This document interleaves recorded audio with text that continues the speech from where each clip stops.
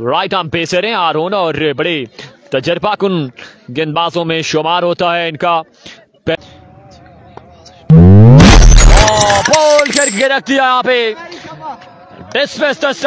Usman मचाना deliver करेंगे अपनी team की जानिब की तलाश में। बड़ी शानदार डिलीवरी हो समय ज्वाइन करते जाएं। 18 पे पहुंचा रन का मसला और इस बार लेग बाय की सूरत में और एक बार फिर से फिर से जांच किया है या नहीं ये देखना बाकी और ये बॉल बाउंड्री को क्लियर कर सका। एक बार फिर से व्हाट अ डिलीवरी, एक और शानदार गेंद जहां पर अब मैच सेकंड पोल में है।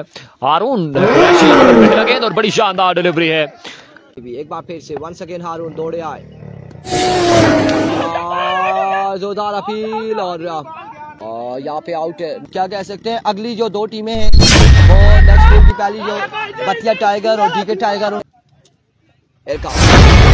और इस बार